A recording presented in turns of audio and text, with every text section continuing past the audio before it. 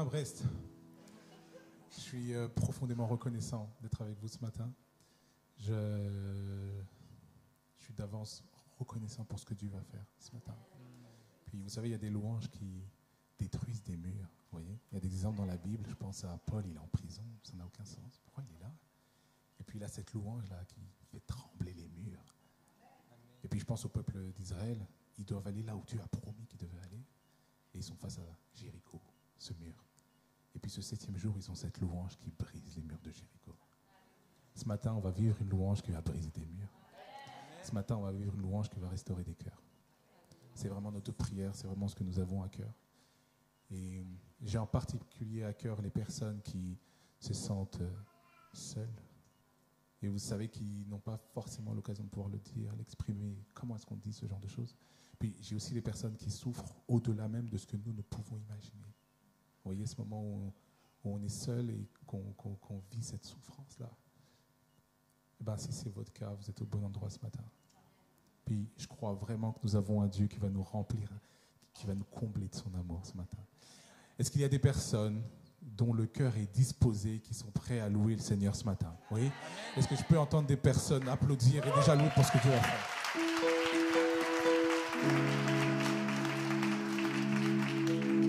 Alors voilà le programme. On va tout lui donner. Ça commence par ça. Tout ce que nous sommes, on va le remettre entre ses mains. Et dans un deuxième temps, après, on va chanter sa gloire. Et on va le laisser agir et faire ce que lui peut faire.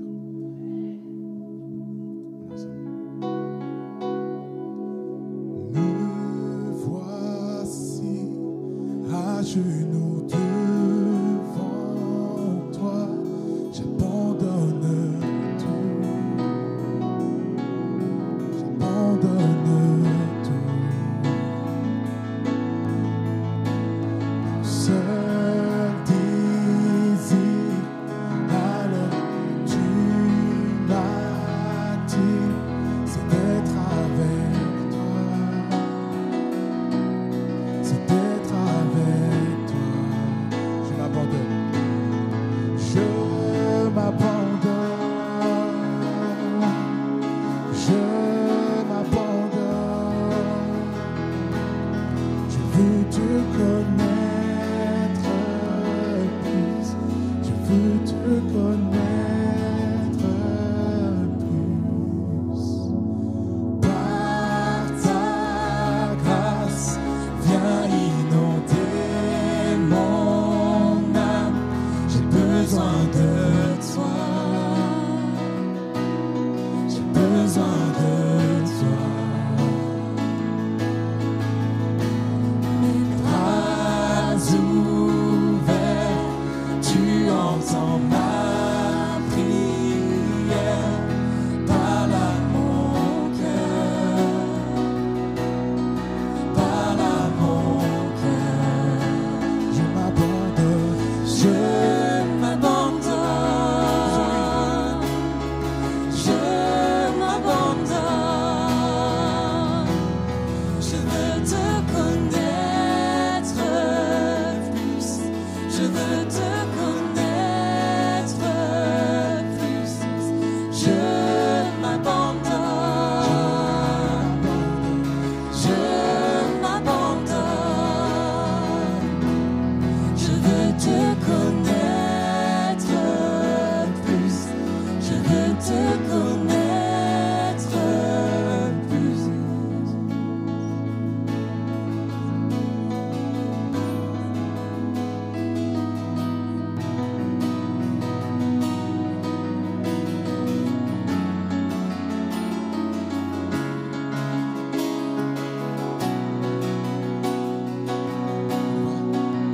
Tel un vent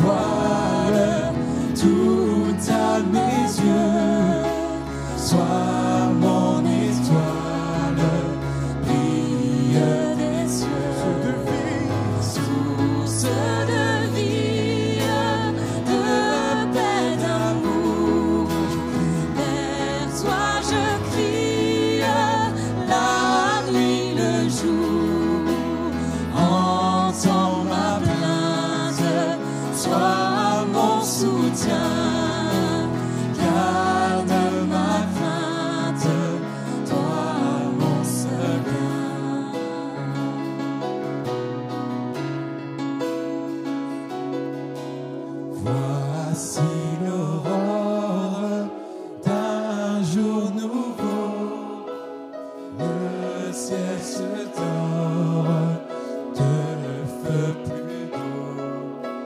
Jésus s'apprête, pourquoi gémir? Levons nos têtes, il va venir. Source de vie, de paix, d'amour, vers toi je crie, la nuit, le jour. Entends ma plainte, sois mon soutien, garde ma crainte, toi mon seul bien. Source de vie, de paix, d'amour, vers toi je crie, la nuit, le jour. Entends ma plainte, sois mon soutien, garde ma crainte, toi mon seul bien. Mon seul bien. Tu es mon seul bien.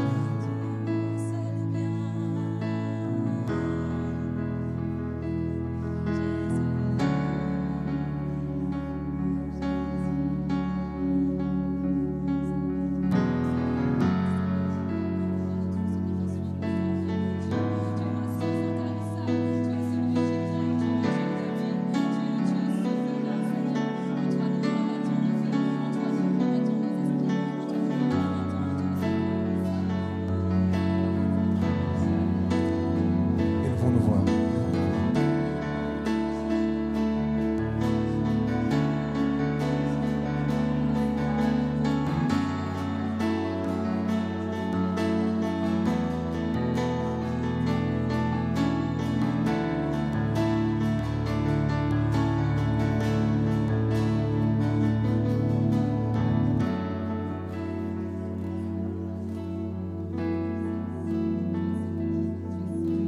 Jésus, nous te couronnons, nous te proclamons roi, présent au milieu de nous. Nous t'élevons par nos chants. Nous t'adorons, nous t'exaltons. Viens établir ton trône éternel. Par nos louanges, nous t'invitons. Viens Jésus prendre la place du roi.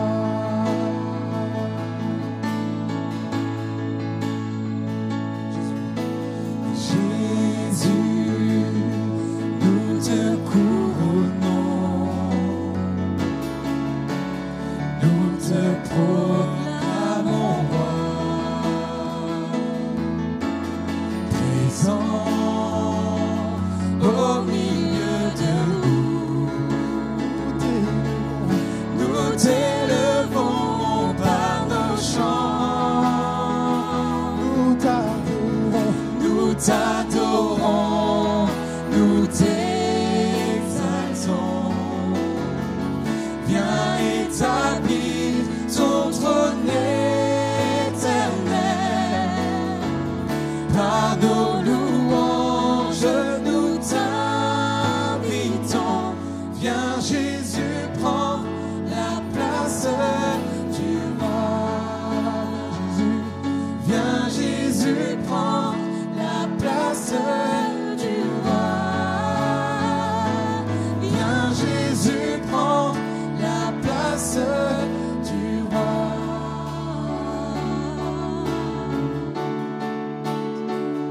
Viens régner Seigneur dans nos vies. Viens régner Seigneur. Viens régner Seigneur. Viens chanter son règne. À toi. À toi, soit le règne, à toi, la puissance, à toi, soit la gloire pour toujours. Amen. À toi, soit le règne, à toi, la puissance, à toi, soit la gloire pour toujours. Amen. À toi, soit le règne, à toi, la puissance, à toi, soit la gloire pour toujours. Amen. À toi, soit le règne, à toi, la puissance, à toi, soit la gloire pour toujours. Amen. À toi, soit le règne, à toi, la puissance, à toi, soit la gloire pour toujours. Remplissons cette salle de sa gloire. À toi, soit le règne, à toi, la puissance, à toi, soit la gloire pour toujours. Amen. À toi, soit le règne, à toi, la puissance, à toi, soit la gloire pour toujours. Amen.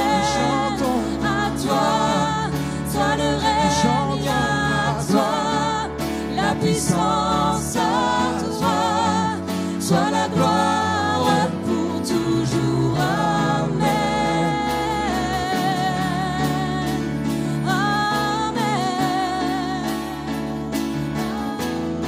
Vous êtes prêts à chanter sa gloire de tout votre cœur? Vous êtes prêts pour ça? Ok, alors on part. Oh, gloire au nom de notre Seigneur, gloire à son nom, à tout jamais. Nous chanterons sans fin tes louanges.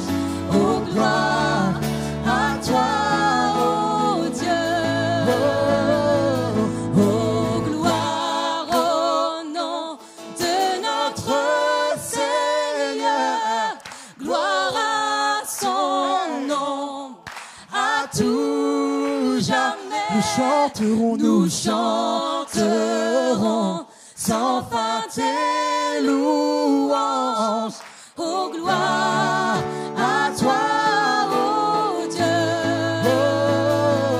Oh, gloire au nom de notre Seigneur, gloire à son nom, à tout jamais.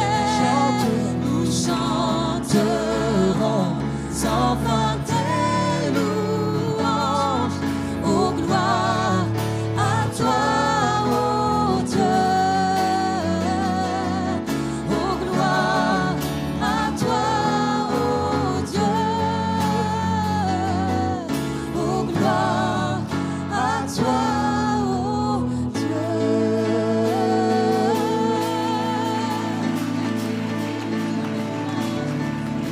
On va passer aux annonces avant de laisser la place au pasteur Philippe. Avant tout, nous avons eu la demande de notre frère Stéphane et notre sœur Sophie pour remercier l'ensemble de l'Église pour leur mariage qui a eu lieu donc il y a maintenant 8 jours.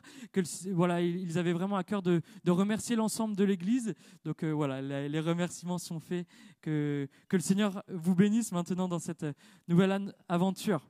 Quelques annonces, donc besoin de prière si à la fin du culte vous souhaitez que on prie pour vous. Il y a une salle sur le côté, en sortant de ce côté-là, une salle spécifique avec des personnes voilà, qui ont vraiment à cœur de prier pour vous. Donc sentez-vous libre à la fin du culte d'y aller, une équipe se tient à votre disposition. Jeudi 19h30, on se retrouve pour notre réunion de prière. On vous rappelle que durant l'été, les réunions de prière ne sont pas retransmises sur YouTube. Samedi prochain, à 20h, nous aurons la joie d'accueillir le groupe Solideo. C'est ouvert à tous. L'entrée est gratuite, donc ne nous privons pas pour participer à ce merveilleux moment. Nous aurons la joie de les avoir également au culte. Une petite partie seront avec nous pour nous entrer, nous amener dans la louange. Une annonce nous a été apportée également parce que plusieurs membres du groupe Solidéo auraient besoin à partir du dimanche midi à l'issue du culte de repartir sur Lannion, mais ils ne sont pas véhiculés, ils n'ont pas moyen de transport pour se rendre là-bas. Si vous êtes disponible dimanche prochain après-midi pour transporter nos 4 bien-aimés, voilà, n'hésitez pas à venir voir soit Philippe, soit moi pour qu'on puisse vous mettre en relation avec ces personnes, mais c'est un besoin important. Merci beaucoup. On vous rappelle les dates pour les enfants aujourd'hui, donc que ce soit les petits héritiers, l'éveil à la foi. Donc il n'y a pas d'accueil pour les enfants. Dimanche prochain, nos petits seront accueillis ainsi que le 6 et le 20 août. Le camp des ados, n'hésitez pas, si vous êtes intéressé, vous souhaitez inscrire vos ados, ne tardez pas. Nous avons eu la dernière inscription qui est tombée hier, donc officiellement il n'y a plus de place, mais on n'est pas à l'abri des inscriptions, donc vraiment n'hésitez pas à venir me voir si vous êtes intéressé pour envoyer votre ado. Si vous souhaitez servir pour l'année prochaine, dès la rentrée, n'hésitez pas à flasher ce QR code. Il y a un petit questionnaire qui vous permettra d'en savoir plus un petit peu sur ce qui vous anime, de laisser vos coordonnées pour qu'en début d'année, on puisse vous recontacter. Vous pouvez toujours soutenir l'œuvre de Dieu au travers des boîtes qui sont à votre disposition, mais également sur Internet en apportant un don ou votre offrande. Pour demander un rendez-vous, le numéro du secrétariat s'affiche, le mail également. N'hésitez pas, on est à votre disposition. Profitez, on est encore tous les deux avec Philippe. Donc c'est encore assez simple pour pouvoir se caler des rendez-vous assez rapidement. Et puis tout ce que l'on vit ce matin, vous pourrez le retrouver sur les réseaux sociaux. Que le Seigneur vous bénisse et on laisse la place à la parole de Dieu. Voilà, bonjour à tous, bonjour à toutes. Il y a quelques trous. Frères et sœurs sont en vacances. Il y a des personnes qui... Tu as demandé peut-être s'il y a des personnes qui étaient... Oui ? Bon, bienvenue. J'aimerais commencer mon message par cette petite vidéo qui va être lancée maintenant. Le rapport du docteur. General physicians, surgeons, throat specialists, thousands of doctors were asked this question. What cigarette do you smoke, doctor? Qu'est-ce que vous fumez, cher docteur, comme cigarette? Ah, moi je fume des Camel.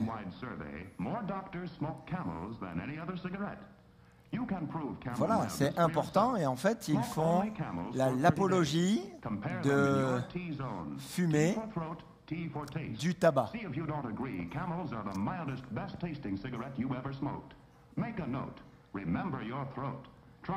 Voilà. Notez bien, voilà ce qu'il faut fumer. Cette publicité paraît surréaliste, publicité d'après-guerre, qui paraît tellement lointaine. On ne compte pas toutes les publicités sur papier qui étaient faites à ce moment-là, où les docteurs, dentistes, cow-boys, infirmiers, infirmières vantaient les mérites de la cigarette. Mieux que la vitamine C. Si vous voulez être bien, si vous voulez être heureux, si vous voulez être épanoui, il faut fumer. Ça paraît fou. Et pourtant, c'était il y a quelques dizaines d'années en arrière. Et comment on a pu arriver à cela? Ça paraît tellement fou, tellement incroyable. Derrière, il y a un homme que l'on appelle un maître de la manipulation, un spin doctor, il s'appelle John Hill, qui était à la manœuvre. Il a coordonné une gigantesque campagne de propagande parce qu'on commençait à dire que peut-être la cigarette tue, fumer tue, ce que l'on voit aujourd'hui ce que l'on voit sur les paquets de cigarettes, fumer tue, et lui il savait que il y avait quelque chose qui se tramait derrière. Alors ils se sont vus, les 10 plus grands patrons de cigarettes, ils se sont mis ensemble et ils ont fondé une structure et ils ont demandé à cet homme, John Hill, de faire une propagande. Alors il a monté un comité de recherche de l'industrie du tabac qui amenait des fausses études, des études biaisées, et l'Institut du tabac qui faisait le lobbying. Et après-guerre, on encourageait les gens à fumer. Incroyable. Aujourd'hui, on s'insurgerait devant une telle manipulation, une telle manière de faire. Nous savons que fumer tue, le tabac tue, ça amène toutes sortes de cancers. En plus, on pue. Bref, c'est plus du tout à la mode. Ouais, on sent mauvais. Ben oui, c'est ce que je viens de dire. On sent mauvais. Ça paraît fou et finalement, cet homme d'ailleurs qui a toujours, lui il est décédé, mais il y a toujours cette entreprise de propagande qui existe, ça paraît quand même assez incroyable. Il était là comme une voix manipulatrice. Le titre de mon message ce matin, c'est « La voix du serpent ». La voix du serpent. Parce que le serpent parle. L'ennemi parle. L'ennemi de nos âmes parle. Avant de mourir, Jacob prophétise sur chacun de ses fils et sur l'un en particulier, il dit ceci: Dan sera un serpent sur le chemin, une vipère sur le sentier, mordant les talons du cheval, pour que le cavalier tombe à la renverse. Sur notre marche, dans notre vie, on rencontre des serpents et le serpent, quand vous mettez un cheval et un serpent, le serpent semble si petit, si faible, si fragile et pourtant il n'attend qu'une seule chose, c'est quand le cavalier passe, juste de mordre pour faire tomber le cavalier à la renverse, et c'est ce que veut faire l'ennemi de notre âme. L'ennemi de nos âmes, il attend que l'on passe parce que son seul but, c'est de nous mordre, de nous faire tomber, de nous faire trébucher, de nous faire mordre la poussière. Son seul but, finalement, c'est de nous faire chuter et chanceler. Mes amis, nous rencontrons et nous rencontrerons toujours notre serpent. Serpent qui est là pour nous faire tomber, pour nous faire chuter. Comment va-t-il nous parler? Comment va-t-il nous mordre? À travers des pensées, à travers des images, à travers des propos, à travers des discussions, à travers toutes sortes de choses. Il viendra nous parler pour nous faire chuter, pour nous faire tomber. Le serpent parle, il utilise toutes sortes d'outils, de moyens, et c'est ce que nous allons voir ensemble ce matin. Le premier moyen, première chose qu'il utilise, c'est le doute. Le doute. Premier outil que le serpent utilise. Bien sûr, ce texte incontournable de Genèse chapitre 3 verset 1, que l'on appelle le péché originel, le serpent a été le plus rusé de tous les animaux des champs que l'Éternel Dieu avait fait.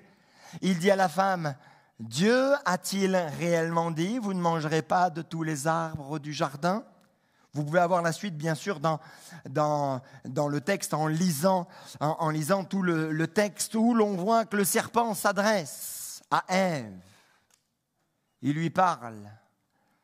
Et tout de suite, il lui pose une question. Dieu a-t-il réellement dit? Le serpent n'est jamais frontal, il se laisse approcher. Il n'est pas désagréable, le serpent. Il vient et il sème le doute. Et une fois cette petite semence, ce doute qui est assimilé en nous, nous amène plus loin, nous amène dans une forme de confusion. Mais oui, mais est-ce que Dieu a vraiment dit? Est-ce que vraiment Dieu m'a parlé? Est-ce que vraiment Dieu veut mon bien? Est-ce que Dieu m'aime? Et du coup, cette confusion amène une fausse et une mauvaise interprétation même du texte biblique et de la parole de Dieu. Une parole qui est bonne pour nous. On peut tomber dans le panneau, mes amis. Même quand on est chrétien depuis de longues années, rempli du Saint-Esprit, on peut tomber dans le panneau. Le doute peut venir et on peut se faire avoir. Regardez ce que dit Paul à l'église de Corinthe. Toutefois, de même que le serpent séduisit Ève par sa ruse, je crains que vos pensées ne se corrompent et ne se détournent de la simplicité à l'égard de Christ. Pourtant, cette église de Corinthe avait tous les dons, nous dit l'apôtre Paul. Ils étaient remplis du Saint-Esprit. Des hommes, des femmes qui tenaient bon, qui aimaient Dieu. Oh, ils laissaient un quelques péchés, rentraient un petit peu dans l'église. Mais ils avaient quand même tous les dons, ils étaient remplis du Saint-Esprit. C'est à eux que Paul parle des dons spirituels. Qu'est-ce qui se passe, les différents dons spirituels? Et pourtant, ils se sont laissés séduire par ces super apôtres. Ils se sont laissés séduire par ces personnes qui les ont détournés de la simplicité de Christ, la simplicité de l'Évangile. Ah oui, c'était des Corinthiens, ils aimaient les grands philosophes, ils aimaient les personnes éloquentes, ils aimaient qu'on leur en mette plein la vue. Ils aimaient tout ça. Et finalement, la simplicité de l'Évangile, ils l'ont mise de côté pour finalement avoir des personnes qui, là, parlent bien, qui sont éloquents. Ils sèment le doute. Ils essayent de nous corrompre pour nous éloigner de la simplicité de l'Évangile. Vous savez, la simplicité de l'Évangile et la simplicité à l'égard de Christ, c'est simplement lui parler avec notre cœur. Il n'y en a que faire de nos manières, de faire de nos rondes jambes, de je ne sais quoi. Ce qu'il attend de nous, c'est qu'on lui parle avec le cœur. Ce qu'il attend de vous, c'est que vous lui parliez avec votre cœur. Quelquefois, on met toutes sortes de choses, mais il veut ce contact, il veut cette communion simple, spontanée, vraie, sincère, avec vous, avec chacun d'entre nous.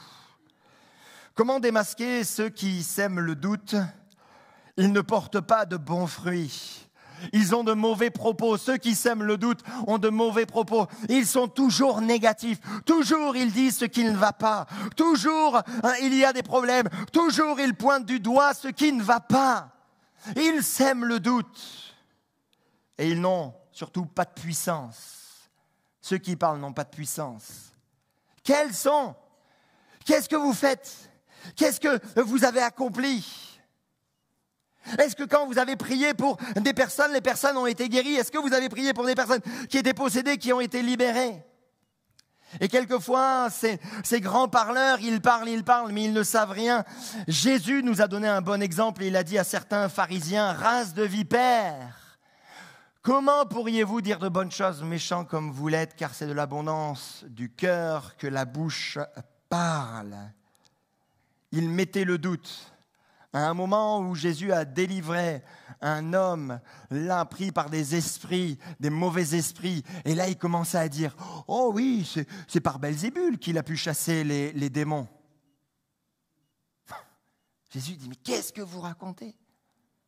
Vous semez le doute. » Parce que, bien sûr, il ne le disait jamais frontal à Jésus. C'était toujours par derrière. Et pour enseigner là, le peuple, la foule qui parce qu'ils étaient en position d'autorité, la foule qui écoutait, ma foi. Et puis il semait le doute. Ah non, il ne vient pas de Dieu, parce que s'il chasse les démons, c'est par le prince des démons, le prince des mouches, Belzébul, qu'il arrive à chasser cela. Et hop, c'est comme ça qu'il mettait le doute dans le peuple. Mais Jésus les démasque. Et Jésus leur dit, mais vous êtes des races de vipères, vous êtes des serpents, vous faites le jeu de l'ennemi. Comment pourriez-vous dire de bonnes choses alors que vous êtes méchants? Rien que dans votre manière de parler, on voit ce qui est dans votre cœur. Un autre outil que le serpent utilise, c'est le mensonge. C'est une autre caractéristique de la voix du serpent, il ment. C'est dans la suite logique du doute. Il ment. Il aime mentir. David, dans le psaume 58, exprimera ce qu'il ressent. Il parlera du méchant, du menteur, et pour lui, il n'y a pas de doute. Le menteur est comme un serpent. Psaume 58, 4, 5, les méchants sont pervertis dès le sein maternel. Les menteurs s'égarent au sortir du ventre de leur mère. Ils ont un venin pareil au venin d'un serpent, d'un aspic sourd qui ferme son oreille. Le mensonge est l'une des armes redoutables du serpent. D'ailleurs, Jésus le dira et l'annoncera quand il parlera encore une fois aux pharisiens, aux hommes religieux. Il leur dira, mais le diable est menteur et il est le père du mensonge. Il ment. Il ment. Il ment dans vos pensées. Et certains autour de nous peuvent utiliser le mensonge pour finalement nous faire tomber, nous faire chuter. Ils font comme l'écho de la voix du serpent. C'est peut-être un petit peu dur ce que je dis, mais il faut que vous soyez éclairés, ouverts. La vie, le monde, ce n'est pas le monde des bisounours, les amis. On rencontre des personnes qui nous mentent. Écoutez et jugez. Écoutez et confrontez. Proverbe dit ceci, le premier qui parle dans sa cause paraît juste. Vient la partie adverse et là on examine. Ne prenez pas tout pour argent comptant. Et je trouve étonnant que quelquefois, certains frères et sœurs tombent dans des choses mais tellement simples, basiques. Frères et sœurs, l'ennemi vous ment. Il fera tout pour vous faire perdre du temps. Est-ce que ça vous fait avancer dans votre foi? Est-ce que ça vous fait grandir? Est-ce que ça vous fait évoluer? Qu'est-ce que le Saint-Esprit vous dit à l'intérieur de votre cœur? Qu'est-ce qu'il vous dit? Parce qu'il veut vous parler à vous clairement. Pasteur, tu peux me dire si c'est vrai ou pas? Le pasteur, il est limité. Par contre, le Saint-Esprit va vous dire si c'est bon ou si ça ne l'est pas. S'il y a du mensonge. Dans le mensonge, on peut y ajouter la calomnie, qui elle aussi fait beaucoup de dégâts. Combien de personnes, d'hommes, de femmes, ont quitté l'Église à cause de la calomnie? C'est de la cochonnerie. Où on parle. La voix du serpent s'infiltre dans les églises, alors que le serpent ne devrait même pas avoir sa place. Il s'infiltre et il calomnie. Parle sur l'un, parle sur l'autre. Il faut le dénoncer. Le meilleur des antidotes face à la morsure du serpent, face à la calomnie, face au mensonge, c'est la bienveillance. Dire des paroles de bénédiction, dire des paroles de vie, prier plutôt que parler. On peut toujours parler.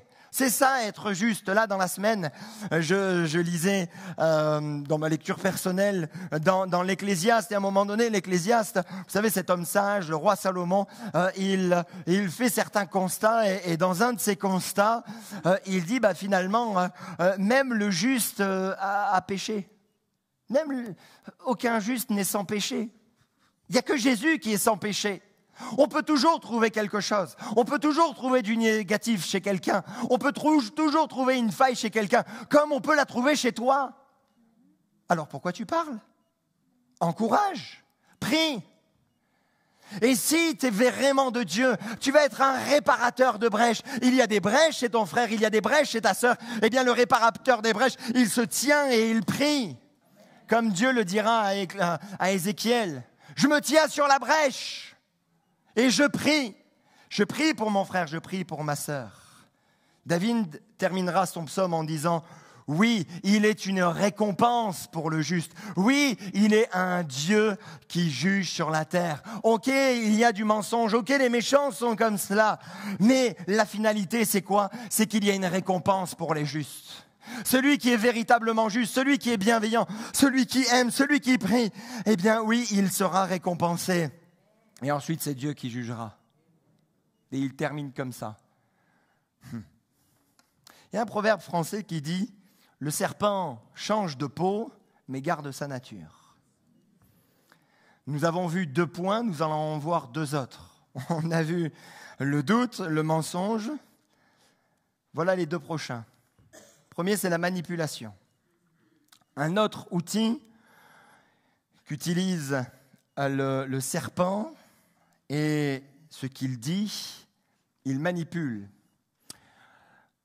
Manipulation vient de manipulus en latin, qui veut dire poignet, et de manus, main. La manipulation, au sens abstrait, désigne l'emprise exercée par une personne sur une ou plusieurs autres, dans le but de contrôler leur action ou de contrôler leurs sentiments. Il l'empoigne par la main. C'est ça. Il essaye, il conduit. La manipulation commence très souvent par la séduction. Encore un psaume de David qui nous enseigne sur ce sujet, et il dit « Éternel, délivre-moi des hommes méchants, préserve-moi des hommes violents qui méditent de mauvais desseins dans leur cœur. Ils sont toujours prêts à faire la guerre, ils aiguisent leur langue comme un serpent, et ils ont sous leurs lèvres un venin d'aspic. » Quand nous regardons la vie de David, nous voyons que les méchants n'étaient pas que ceux qui sont à l'extérieur. Même des personnes de son entourage, même des personnes, ça va peut-être vous choquer ce que je dis, mais même des personnes de sa propre famille. Joab, à un moment donné, il a vrillé, Joab. Joab, c'était un guerrier, c'était un général en chef. Mais parce que le pouvoir, parce que ceci, et pour David, c'était un poids, c'était lourd pour lui. Cet homme méchant qui finalement méditait toujours de mauvaises choses, toujours prêt à faire la guerre, toujours prêt à faire du mal. Et là, dans sa prière à David, c'est comme s'il voulait se sortir de cette manipulation. Parce que mes amis, la manipulation, on s'en rend compte souvent trop tard. Trop tard qu'on s'en rend compte de la manipulation. Mais là, semble-t-il, David sentait que, oh là là, ça pouvait aller très loin. Et il fait dans cette prière, finalement, mais libère-moi de leur emprise, libère-moi de leur pouvoir. Je ne veux pas être manipulé par eux. Nous connaissons dans les grandes lignes les effets de la manipulation et nous en savons bien sûr les conséquences. Mais j'aimerais revenir quand même aux premières traces de manipulation. Comprenons bien, la manipulation est sournoise, elle est fourbe, elle est rusée. Et ce qui est le plus déconcertant, c'est que quelquefois, et même très souvent, la manipulation utilise la vérité. Un bon manipulateur utilisera toujours la vérité, ou une part de vérité, qu'il tournera, qu'il détournera. Dans Acte 16, la Bible nous raconte une histoire assez incroyable. Nous suivons, là, dans une partie des actes, tous les voyages missionnaires, les voyages à l'étranger de l'apôtre Paul et de ses soutiens, de ses aides. Et là, il arrive en Macédoine, sur le territoire européen, et il va dans une ville qui s'appelle Philippe. Et là, il annonce la parole de Dieu, et voilà qu'une femme se met à crier. Ces hommes sont les serviteurs du Dieu très haut, et ils vous annoncent la voie du salut. Oh! Quelqu'un qui n'est pas averti pourrait dire « Ah ben c'est bien !» Cette personne qui a une influence, parce qu'elle avait un esprit de python, elle était possédée et elle disait des choses soi-disant qui venaient de Dieu et finalement ses maîtres avaient beaucoup de profits, gagnaient beaucoup d'argent grâce à elle, grâce à ses prédictions. C'était une femme qui était connue, qui était reconnue et les maîtres, des personnes d'autorité la suivaient. Et quand elle voit l'apôtre qui prêche, elle dit « Ces hommes sont les serviteurs de Dieu. Ils vous annoncent la voie du salut. » Elle dit des vérités. Et pourtant, l'apôtre Paul ne s'est pas laissé prendre. À un moment donné, il s'est retourné et il a chassé l'esprit. Il a chassé le mauvais esprit. Cette femme a été changée, transformée. Son cœur s'est tourné vers Jésus. Et les maîtres, ils se sont dit, oh là là, on a perdu des sous, là. On va le mettre en prison. Mais voyez-vous, cette femme voulait manipuler la foule. Parce qu'une fois que Paul était parti de cet endroit-là, eh bien, elle aurait continué à travailler. Mais regardez, je vous ai dit la vérité. Maintenant, suivez-moi. Parce que son cœur n'était pas propre. Parce qu'il y avait dans son cœur de la duplicité. Parce qu'il y avait dans son cœur du syncrétisme où elle mélangeait tout. Il y avait dans son cœur de la fausseté. Elle suivait le diable et elle faisait semblant de suivre Dieu. Frères et sœurs, quelquefois, le serpent va nous parler en nous disant « Mais moi aussi je sers Dieu. » Mais la vie de la personne n'est pas juste, n'est pas vraie. J'ai noté ceci. Ne nous laissons pas happer par des vérités proclamées par des personnes qui ne les suivent pas. Je redis, ne nous laissons pas happer par des vérités proclamées par des personnes qui ne suivent pas ces mêmes vérités.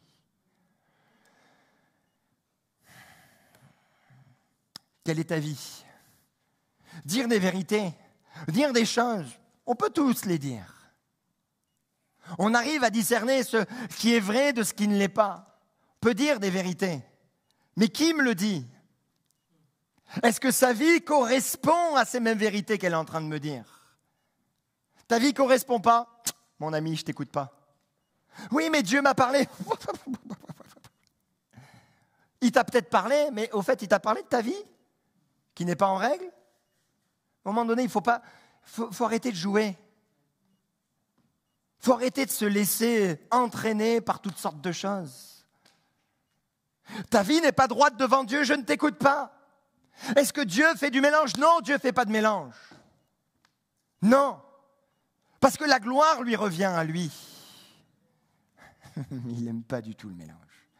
Il n'aime pas le mélange. On ne peut pas suivre Dieu et faire n'importe quoi de sa vie. On ne peut pas suivre Dieu et aller voir autre chose. Oui, mais tu sais, Dieu m'a parlé. Au fait, la veille, je suis allé voir un magnétiseur, un astrologue et tout ça. Non, je ne t'écoute pas. La source n'est pas bonne. Forcément, la source n'est pas bonne. Tu peux dire des vérités, mais non, moi je me laisse pas prendre par cela. Que Dieu préserve l'Église de telles personnes. Que Dieu préserve l'Église de telles personnes. Avez-vous été victime de manipulation?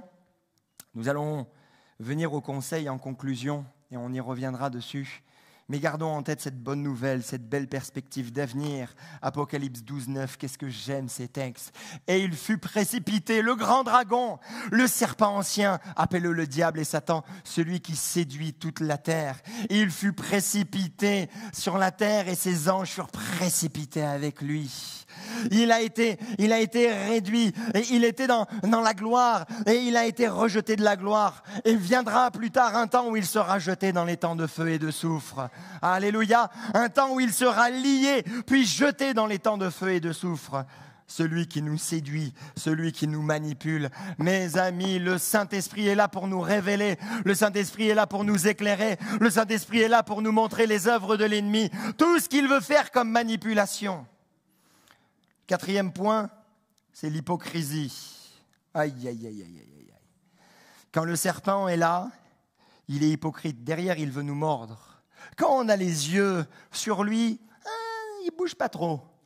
Mais il suffit qu'on se tourne, que là, il nous mord. Il est hypocrite. Devant nous, il montre son beau sourire. Mais derrière se cachent des dents mortelles. L'hypocrite.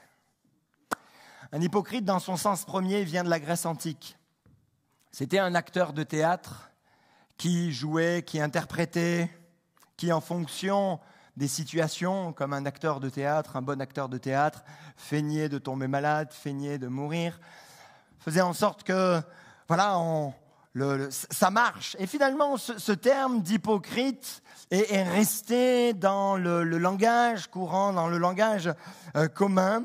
Et Jésus même a utilisé ce terme. Il dira « Malheur à vous, scribes et pharisiens hypocrites ». Puis plus tard, il dit « Serpent, race de vipères, comment échappez-vous au châtiment de la géhenne ?» Lui aussi fait le lien entre l'hypocrisie et le serpent. Alors qu'à ce moment-là, nous sommes à la fin du ministère de Jésus, les pharisiens et les scribes faisaient en sorte de jouer avec Jésus. Et « Oh maître, tu enseignes beaucoup de choses. » Et puis, ils lui tendaient des pièges pour que Jésus tombe. Mais Jésus a bien vu leur petit jeu. Et il leur a dit « Vous êtes des hypocrites. Vous êtes des hypocrites. » Pour finalement dire un petit peu plus loin, serpent, race de vipères.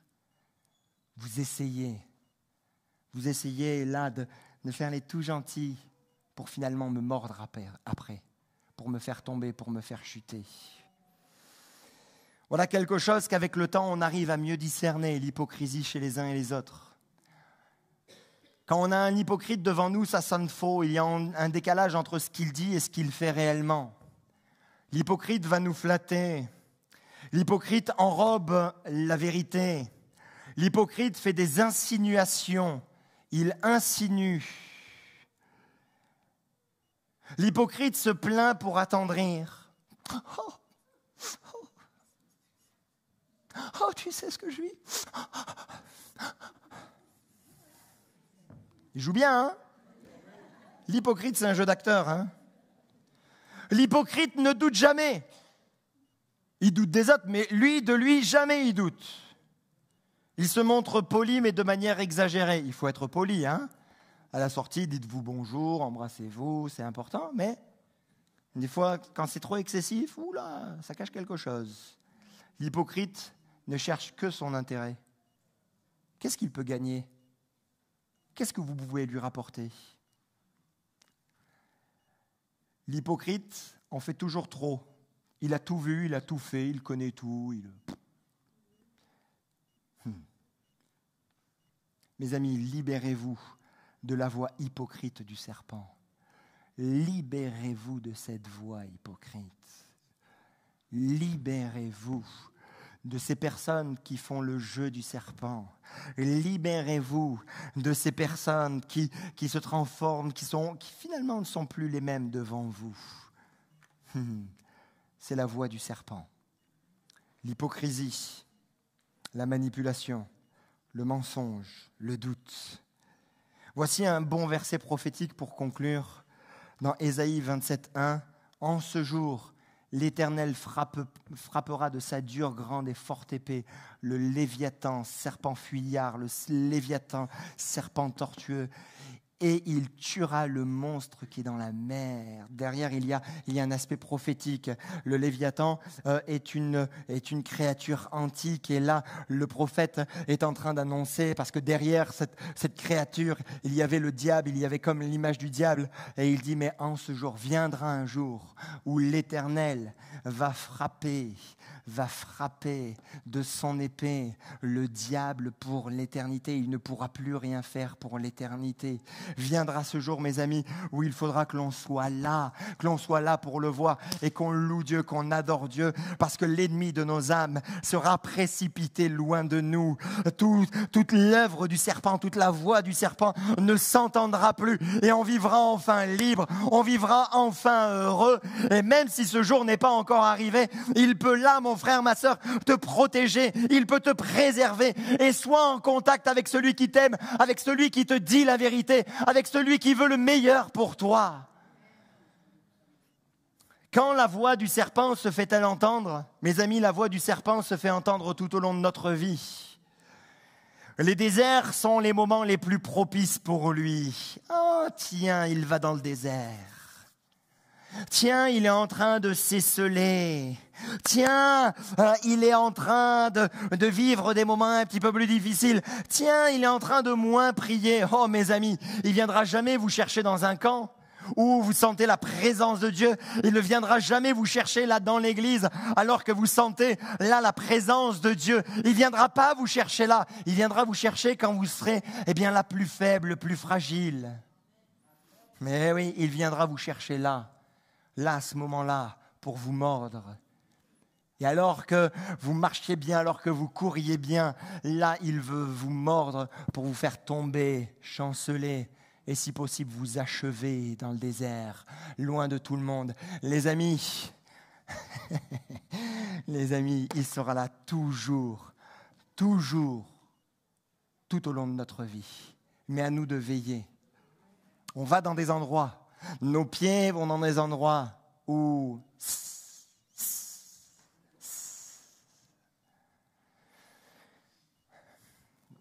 Dans mon enfance, je montais tous les étés à la montagne, dans les Alpes, du côté du Mercantour. Et il y a des grandes herbes hautes. Et il y a également des petits murs là en restanque. Et on m'a toujours dit, Philippe, attention, derrière les pierres doit se cacher un serpent, une vipère. Alors que faire quand vous allez dans des endroits et que vous marchez et qu'il y a des herbes hautes que, je ne sais pas, vous ne vous sentez pas forcément bien? Qu'est-ce qui peut se tramer? Qu'est-ce qu'on vous dit de faire? On fait du bruit.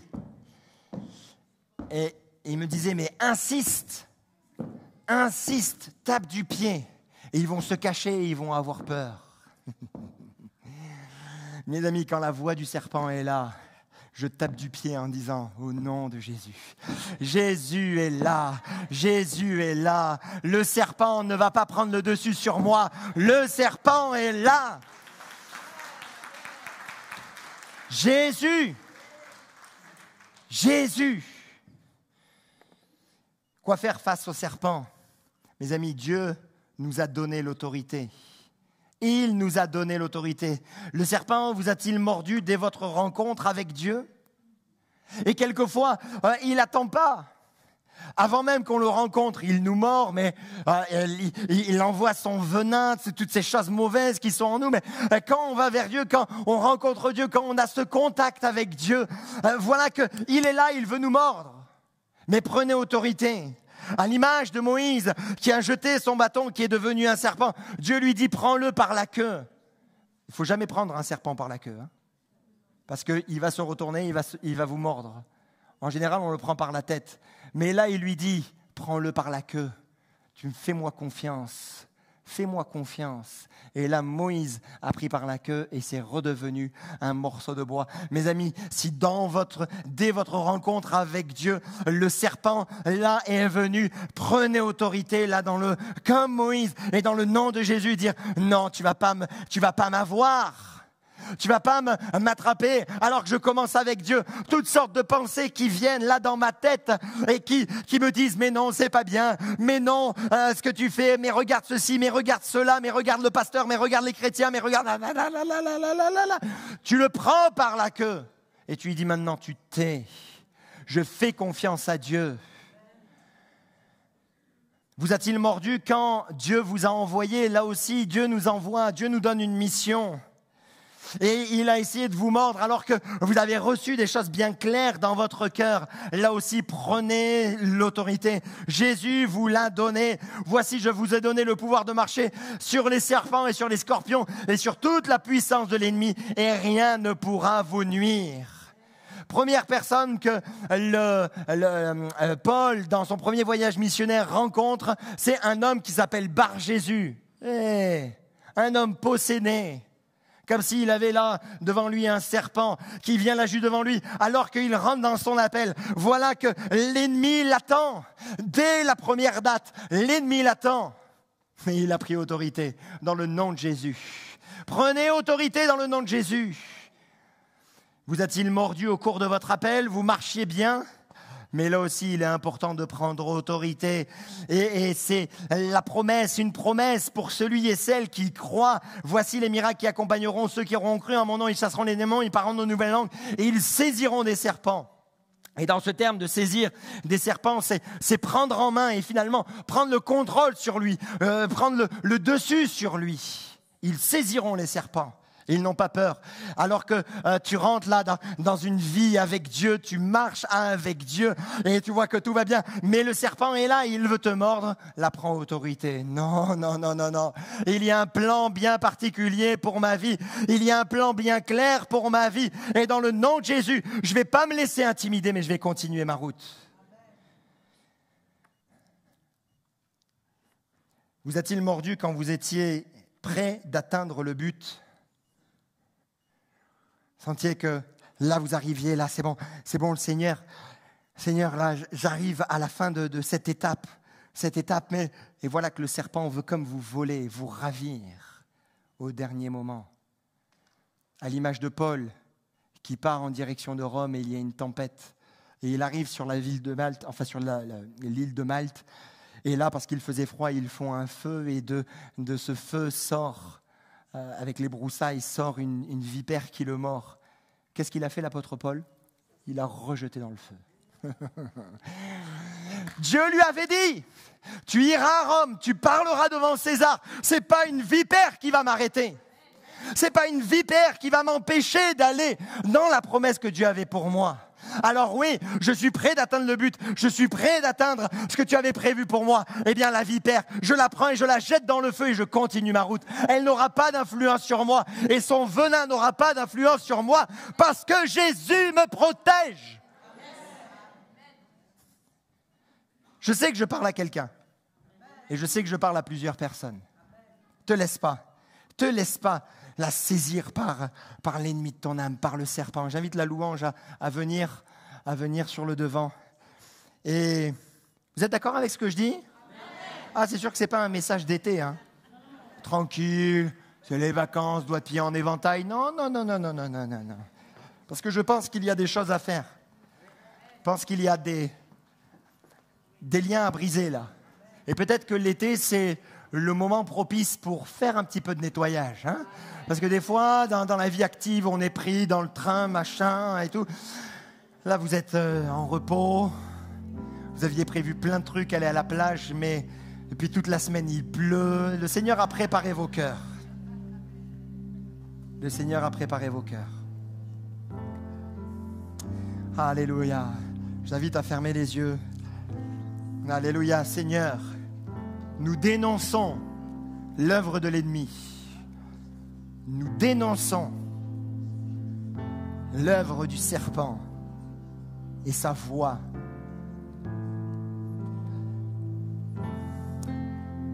Nous mettons à la lumière toute forme de doute. Nous mettons à la lumière toute forme de mensonge. Nous mettons à la lumière toute forme de manipulation et d'hypocrisie. Nous aimons la vérité. Nous aimons la lumière. Nous aimons être proches de toi. Alléluia. Alors qu'on a tous les yeux fermés, le premier appel va être très particulier. Je vous invite vraiment à garder les yeux fermés. Le premier appel s'adresse aux personnes qui ont fait le jeu du serpent. Je le répète.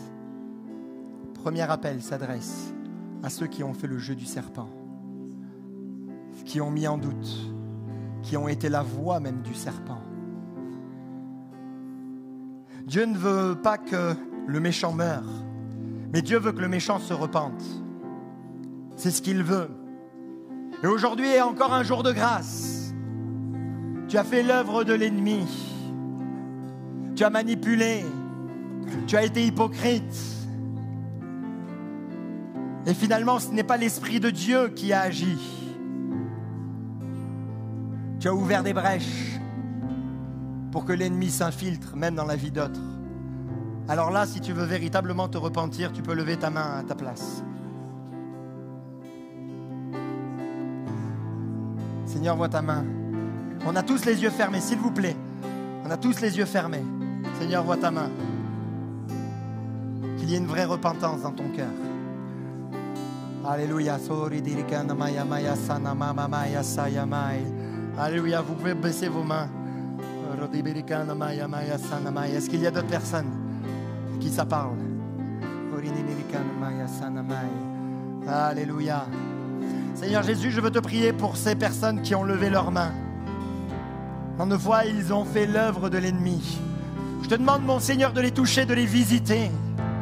Mon Seigneur, tu vois derrière leur cœur qui a besoin d'être guéri, leur cœur qui a besoin d'être libéré, parce qu'ils sont esclaves.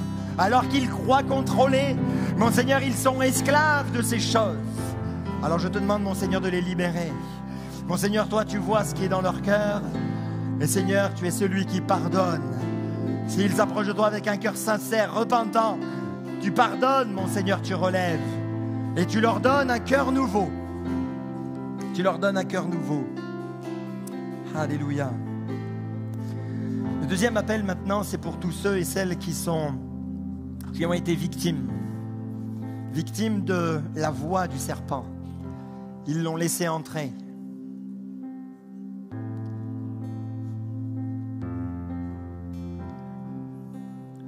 Ils l'ont laissé entrer.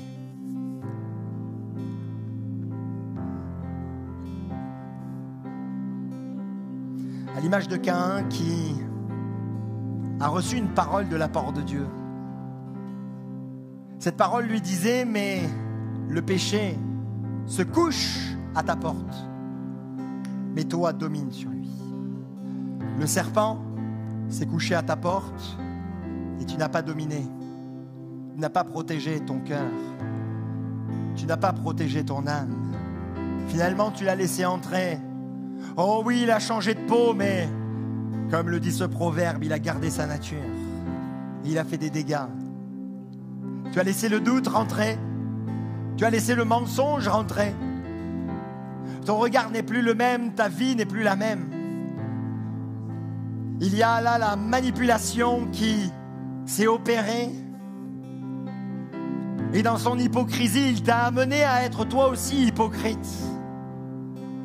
Il t'a amené toi aussi à montrer qu'une façade, à jouer un rôle, jouer un jeu, faire du théâtre. Ta sophistication, ta manière d'être, ta manière de faire, finalement ressemble tellement au serpent que tu as laissé rentrer. Si tu as été victime d'une de ces choses, je t'encourage à te lever là à ta place. Lève-toi à ta place. Si tu as été victime, lève-toi à ta place. Et on va prendre une victoire ce matin. Je veux qu'ensemble on puisse prendre une victoire ce matin. Une victoire sur la voix du serpent dans ta vie. Une victoire. Oh oui, j'ai été victime moi aussi. J'ai été victime. Mais dans le nom de Jésus, j'ai pris autorité afin que je rentre pleinement dans ce que Dieu a prévu pour moi. Alléluia. Est-ce qu'il y a d'autres personnes qui doivent se lever là à leur place? Alléluia, on ne se regarde pas, mais nous sommes là devant le Seigneur. Seigneur Jésus, je prends autorité pour ces amis, ces bien-aimés qui se lèvent. Je prends autorité maintenant. Mon Seigneur, alors qu'ils sont victimes de manipulation, alors qu'ils sont victimes de personnes malfaisantes, je te demande, mon Seigneur, de les libérer, mon Seigneur. Tu vois le contrôle qui peut être sur elles, l'esprit de contrôle, manipulation, sorcellerie, dans le nom de Jésus, qu'ils en soient libérés maintenant. Soyez libérés maintenant. Soyez libérés maintenant de toutes ces choses. Alléluia, alors que le doute a commencé à s'immiscer, alors que le doute a commencé à rentrer là dans votre cœur, dans votre vie. Le mensonge, ne croyez plus dans ces mensonges, dénoncez les mensonges. Attachez-vous à la vérité biblique. Attachez-vous aux vérités bibliques. Merci Jésus, alléluia, alléluia. Et là, à ta place, prends autorité. Dans le nom de Jésus. Est-ce qu'on peut se lever à notre place tous? Alléluia, et on va prendre ce chant de libération. Il y a de la puissance.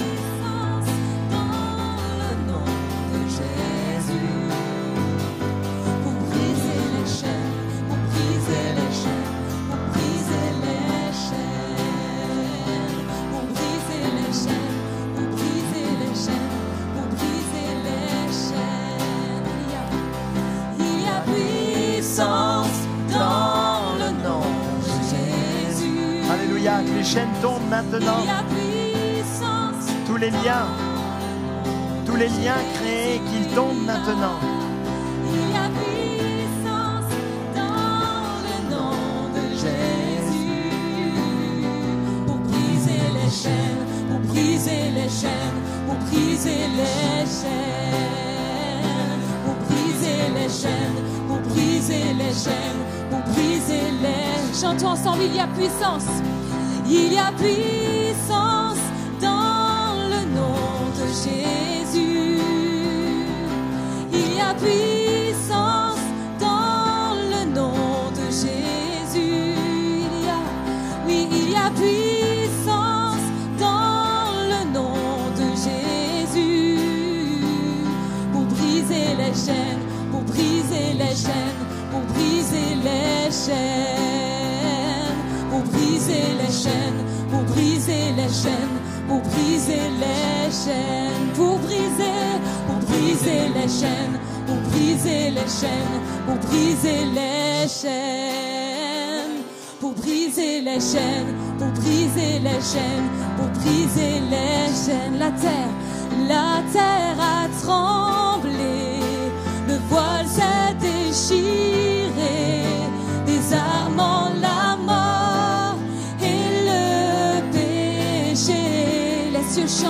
Les cieux chantent ta gloire, l'écho de ta victoire, car tu es le roi.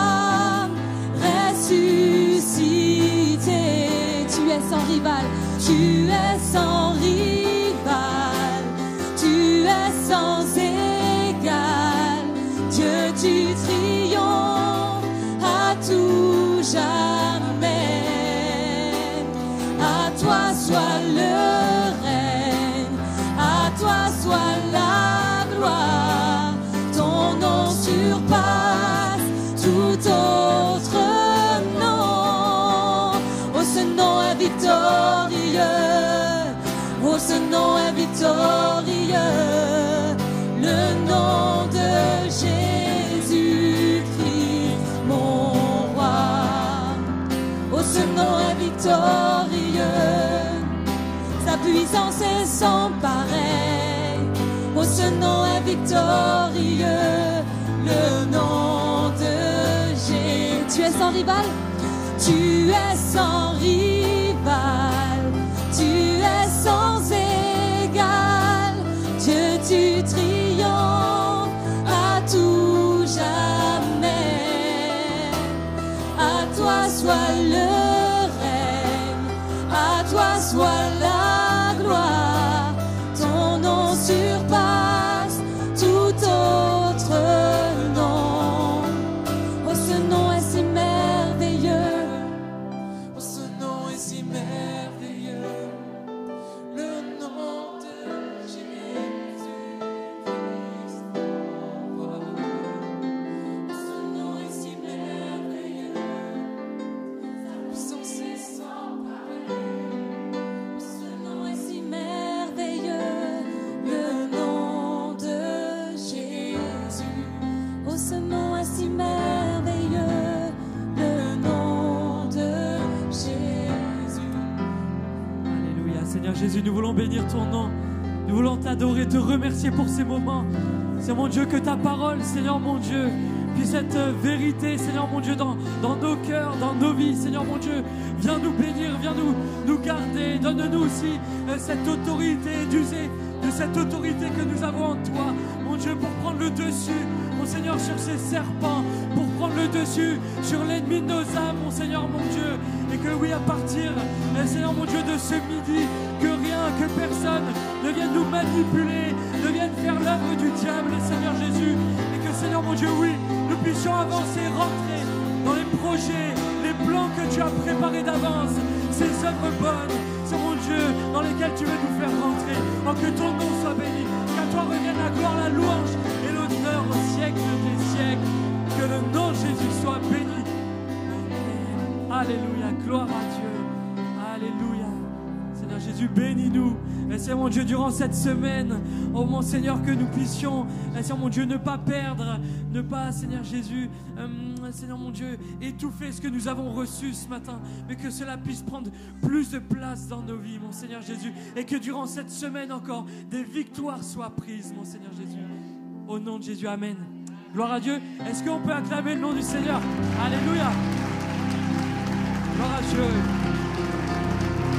Merci Seigneur. Alléluia. Merci au Seigneur pour ces moments. Voilà, les annonces ont déjà été faites. On vous rappelle juste la salle de prière. Si vous avez besoin que l'on prie pour vous, n'hésitez pas tout de suite à la fin du culte à vous rendre dans la salle qui est à votre gauche. Et voilà, des bien-aimés voilà, qui ont voilà, cette capacité à prier pour vous accompagneront. Que le Seigneur vous bénisse. Bon retour, bonne semaine à chacun. Et bel été, bonnes vacances à tous ceux qui le sont. Et on se retrouve dimanche prochain pour notre culte de célébration.